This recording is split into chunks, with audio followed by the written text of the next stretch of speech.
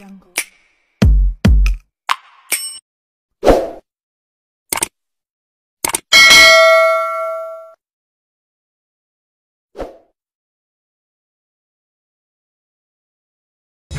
Awal mulai menulis adalah Jayabaya yang menemukan sistem weton di kitab Jongko Joyoboyo.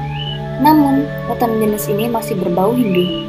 Di era yang baru, Hanyokrawati membuat sistematika serupa dan beberapa hal yang tidak sesuai dengan Islam dibuang, seperti penyebutan istilah dewa bumi dan sebagainya. Lalu, kapan weton digunakan? Yaitu pada saat pranikah atau perjodohan, dan menjadi pertimbangan apakah akan dilanjutkan atau tidaknya sebuah pernikahan.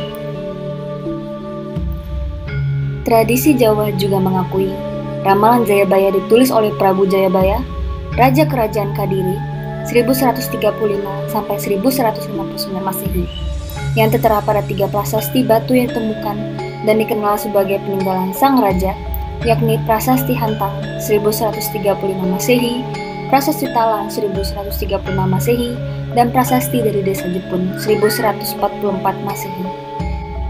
Prabu Jayabaya memandang jauh ke depan dengan mata hati dan perasaan.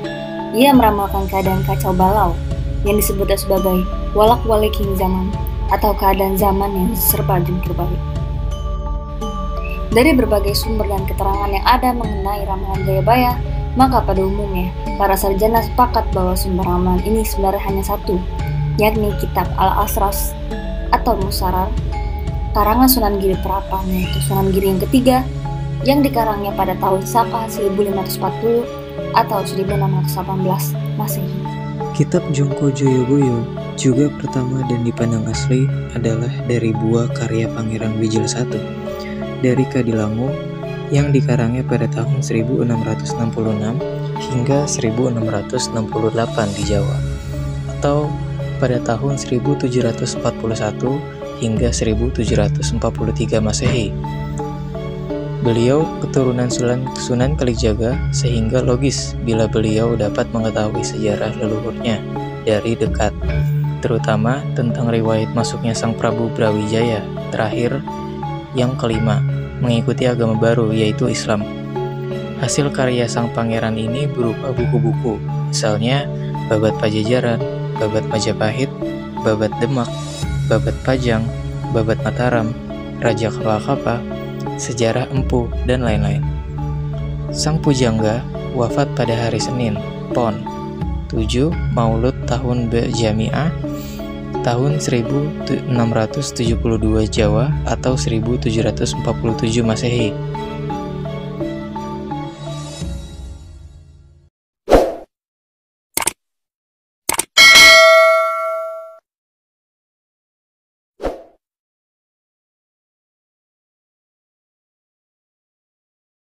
Untuk adik-adik semuanya yang dari mahasiswi mana? UIN Jakarta. Ini perkenalkan, nama saya Pak Eko. Pak Eko itu bahasa Jawa asli. Cuma pengetahuannya ya alhamdulillah sedikit-sedikit untuk tentang kebudayaan, utamanya kebudayaan Jawa. Sudah bahasanya itu sudah hampir semuanya saya sudah mengalaminya. Untuk utamanya itu tentang masalah adat pernikahan ya.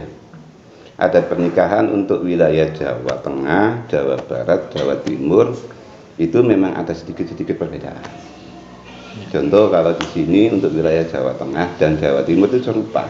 Jadi kalau di sini itu pernikahan itu antara pihak mempelai cowok dan pihak mempelai putri itu biasanya hitung-hitungan.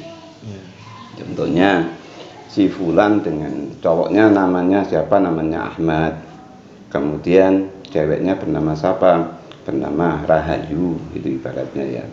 Itu harus dihitung dulu mulai dari hitungan untuk weton itu kelahirannya si cowoknya itu harinya apa, pasaran. Nah ini yang paling penting itu di Jawa itu ada hukum pasaran. Pasarannya itu meliputi apa? Wage, pon, kliwon, legi, pahing. Jadi ada hitungannya, di Jawa itu ada 5.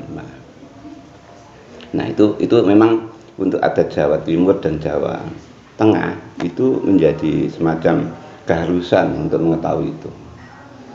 Karena orang sini itu memiliki keyakinan bahwa dengan adanya hitung-hitungan weton itu untuk prediksi ke depannya itu sering terjadi kalau nggak cocok.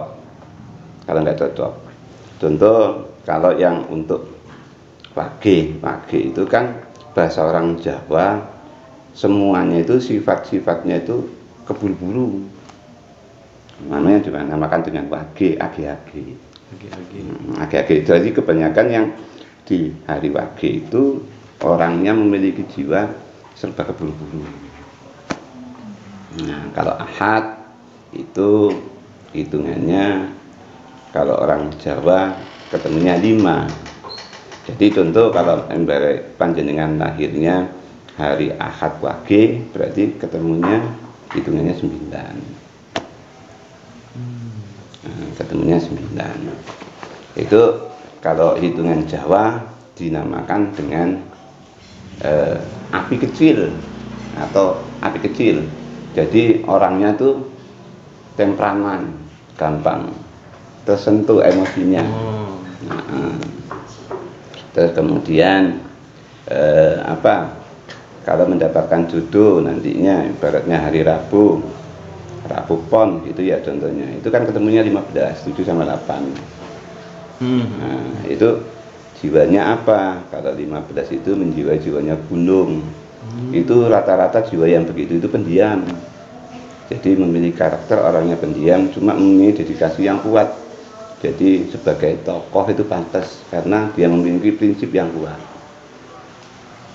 Itu ada tradisi Jawa. Jadi sebelum melakukan pernikahan kita hitung-hitung dulu.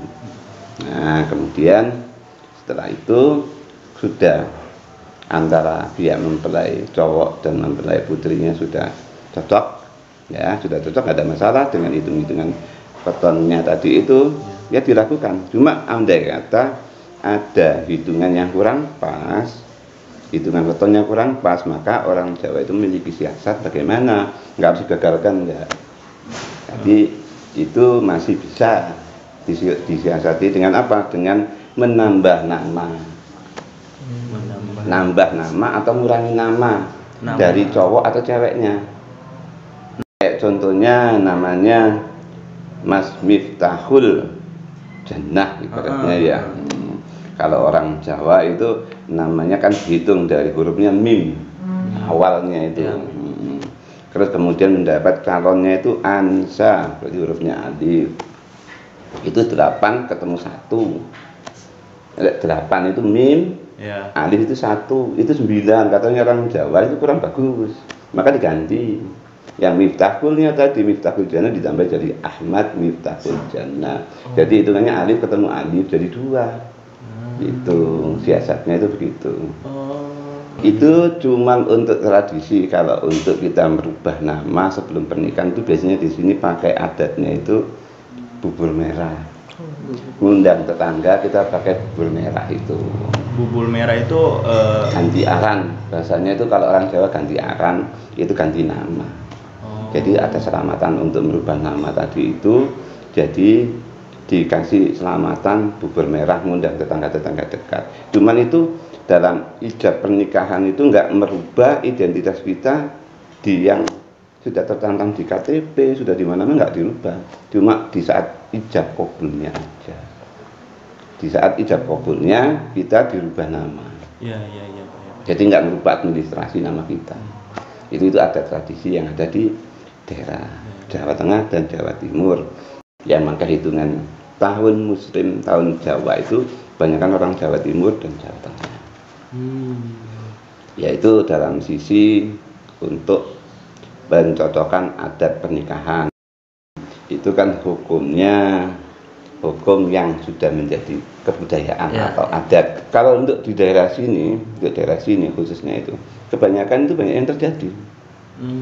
Apa yang tadi diomongkan orang tua, yang dipantang orang tua, kayak contohnya hari pahing ketemu pahing.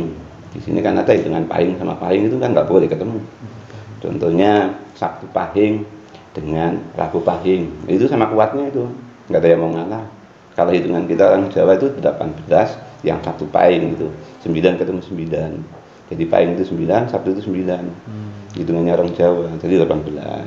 Kalau Rabu itu 6, Pahing itu 9, jadinya ketemunya 15. Kalau dihitung jadinya 18 sama 15, 33. Wah, udah. Itu nanti di rumah tangga perjalanannya itu nggak ada yang mau ngalah, pasti sering berantem. Nah, begitu. Karena petonnya orang itu menjiwai karakternya. Saya tak kasih contoh, Azril Minggu Pahing. Kalau Azril ini Minggu itu 5, Pahing itu 9. Jadi 5 sama 9 ketemunya 14. Nah, kalau 14 itu kejiwaannya apa? Jiwanya itu mengikuti daripada air. Lembut, cuma membahayakan. Nah, jiwanya air kan begitu. Jiwanya air itu selalu menghidupkan. Menghidupkan apapun menghidupkan. Cuma ya itu kadang-kala kalau jengkel bahaya, bisa jadi tsunami. Nah, itu menjiwai air. Jadi itu hitungannya dengan kelahirannya anak. Kalau orang Jawa sini karakternya anak itu bagaimana tahu. Jadi ada tradisi di sini itu, makanya digunakan hitungan itu. Yang menciptakan pertama itu sebenarnya bukan para wali. Yang menyarankan memang Sunan Kalijaga, cuma diadopsi di masa pemerintahan Mataram. Jadi di saat kerajaan kita masih Demak dulu itu belum memiliki weton-weton itu, belum ada.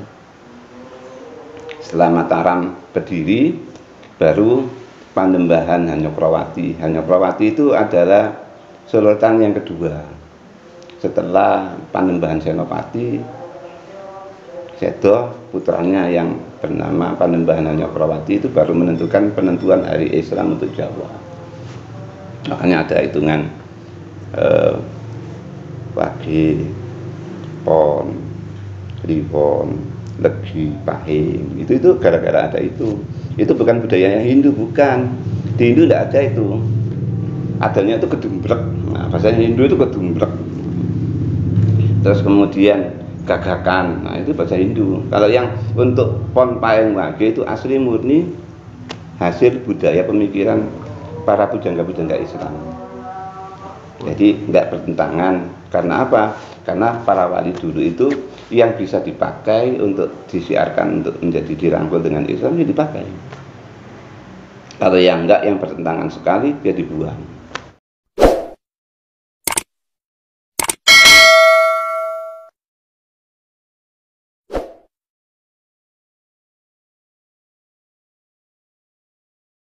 Kalau di dalam mata kuliah hukum adat, saya kebetulan ngajar hukum adat tuh Pak Hari.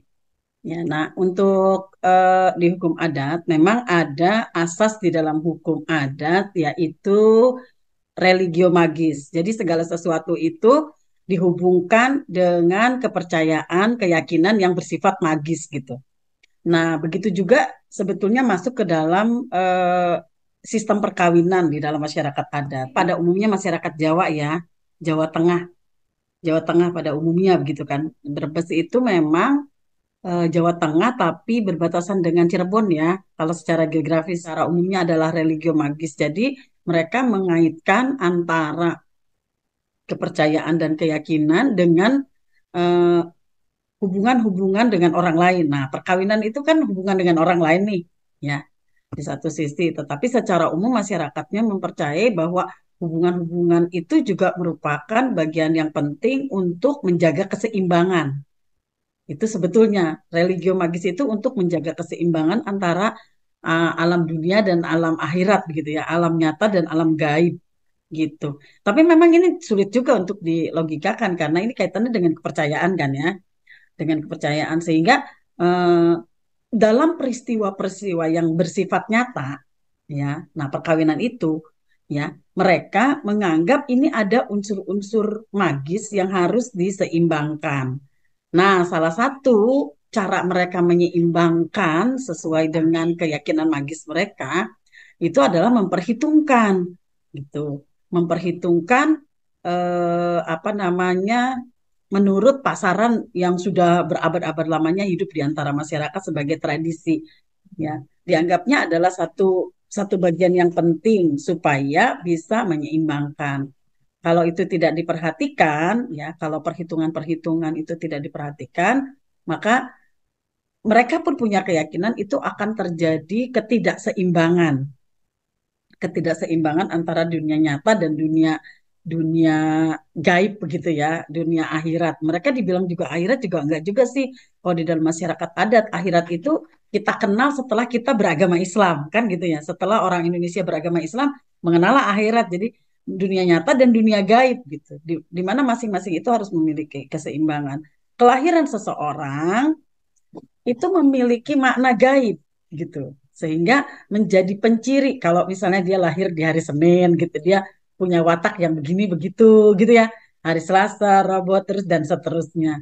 Nah, di samping hari-hari itu, ini yang saya ketahui, saya di daerah Wonogiri di tahun 93 atau 94 gitu, sangat kental gitu ya. Walaupun Wonogiri berbes jauh, tapi ada konsep-konsep yang sama, yaitu misalnya mengenai harinya Senin, Selasa, Rabu gitu ya, sama dengan kita kenal. Kemudian ada lagi hari pasaran yang cuma 5. Mungkin Legi, Wage, Pahing, apalagi tuh saya nggak hafal ya. Salah satunya Kliwon lah yang Anda kenal. Itu ada 5. Kalau hari ada 7, kalau pasaran ada 5.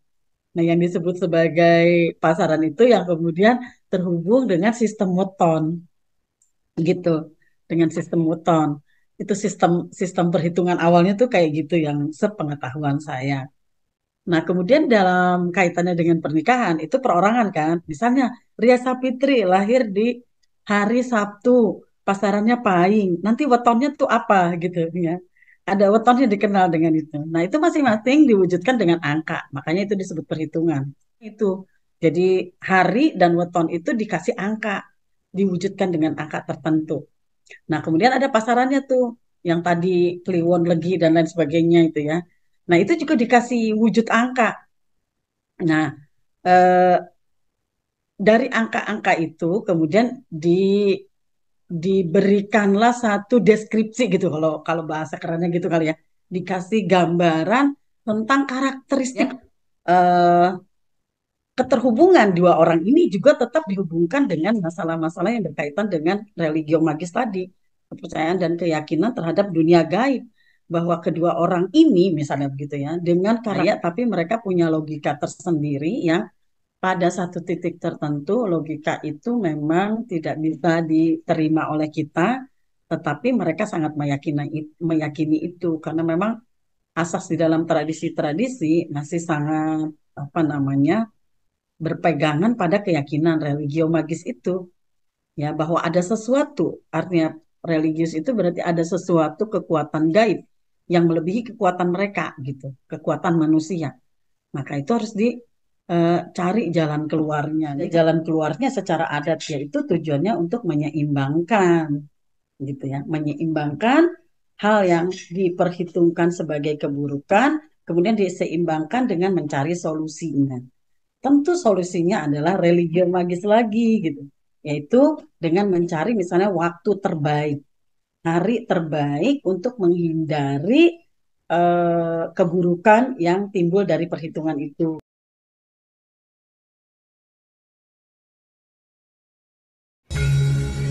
Baik, saya akan menjelaskan hasil observasi kami mengenai perhitungan weton dalam pernikahan etnis Jawa, tepatnya di Kabung, Kubang Putat, Brebes.